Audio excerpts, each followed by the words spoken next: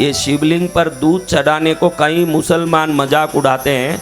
आमिर खान जैसा नालायक कहता है कि मस्जिद में मजार में चढ़ा दो चादर, लेकिन शिवलिंग पर दूध नहीं चढ़ाना। उनके इतने तरंगों से घिर के प्रभावित हम होते हैं ना, तो ये वस्तु में भी विभिन्न व्यक्ति तरंगे उत्पन्न करता है, लेकिन घर्षण भी तरंगे करते हैं। क्या करते हैं?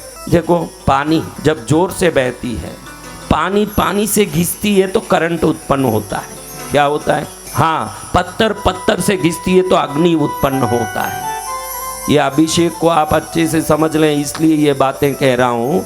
जब शिवलिंग पर दूध डालते हो तो अलग घर्षण होता है, दही डालते हो तो अलग घर्षण होता है, घी डालते हो तो अलग घर्षण होता है, शहद डालते हो तो अलग घर्षण होता है। ये इतनी चीजें पागल नहीं हम सनातन धर्मी जो लेके बैठे हैं। अलग अलग आदमी जैसे अलग अलग प्रभाव करता है, अलग अलग वस्तु घिसते हैं तो अलग अलग प्रभाव करता है। देखो, हाथ रगड़ो, गर्मी उत्पन्न होता है।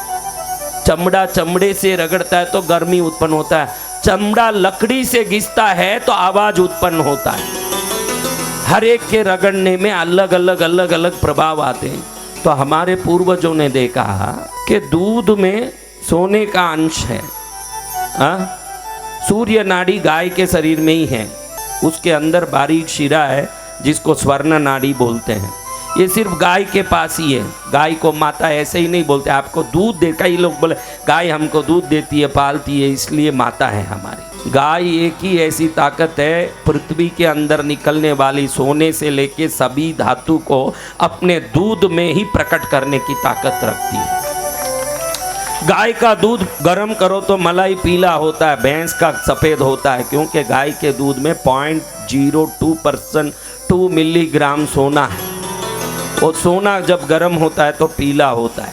अब शास्त्र कहता है कि हमारे यहाँ तो भाई दक्षिण में, राजस्थान में जब कोई मौत मरगत में चले जाते हैं, वापस आते हैं घर तो पहले सोने का पानी छांट। हमारे यहाँ ये परंपरा है, क्योंकि सोना जहाँ पड़ता है, सोने का जल पड़ता है, वहाँ नकारात्मकता समाप्त हो जाती है। घर में घुसने के पहले सोने का पानी छांट, फिर घर में घुसेंगे। तो दूध में सोना है। अब शिवलिंग पर इसको डालते हो तो शिवलिंग पर अभिषेक नहीं कर रहे हो, दूध और शिवलिंग का घर्षण होता है। उस समय जहाँ घर्षण होगा उस जगह पर इलेक्ट्रॉन बहु मात्रा में होगा। ये शिवलिंग पर दूध चढ़ाने को कई मुसलमान मजाक उड़ाते हैं।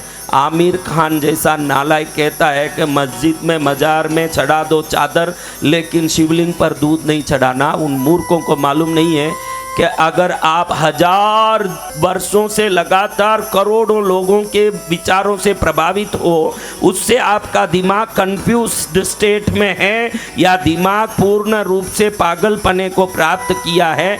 लेकिन शिवलिंग पर जब दूध डाला जाता है तो जो घर्षण होता है, उस समय जो इलेक्ट्रॉन उत्पन्न होता है, वो तरंग अगर दिमाग पर आ जाए तो 10 करोड़ लोगों के विचार से प्रभावित होकर के कंफ्यूज हुआ दिमाग एक क्षण में ठीक हो जाता है। ये दूध अभिषेक से शिवलिंग की शक्ति है। दही अलग काम करता है। जब दही आप डालते हो तो उस समय उत्पन्न होने वाला तरंग, दरिद्रता का तरंग उस वातावरण में है तो उसको समाप्त कर देता है। घी अगर डाल के आप करते हो शिवलिंग पर अभिषेक, ये सब घर्षण है। घर्षण यानी एक जड़ पदार्थ पर एक चैतन्यमय व्यक्ति दूसरे पदार्थ को डालता है तो पदार्थ के ऊपर जाने से होने वाले, घिसने से होने वाले तरंगों के परिवर्तन को वैज्ञानिक रूप से समझे हुए हमारे ऋषि मुनि विभिन्न अभिषेकों को हमारे लिए नियुक्त किए कि ये अभिषेक कर, ये अभिषेक कर, ये अभिषेक कर। केसर जल से जब आप अभिषेक करते हो तो उस वातावरण के अंदर कोई भी प्रकार की गंदगियां सूक्ष्म रूप से हो, केसर जल से अभिषेक करते ही वातावरण इतना शुद्ध होता है, नकामा बैठा हुआ आदमी भी काम करने लगेगा जीवन में। जो फालतू बैठा है वो भी काम करेगा। इन सभी चीज़ों में बहुत सारी तरंगें आपको समझ नहीं। आप ये पुण्य के लिए करते हो, लेकिन हमारा धर्म पुण्य को भी वैज्ञानिक रूप से समझ के करवाता है। अंधश्रद्धा नहीं है, ये अंधश्रद्धा नहीं है।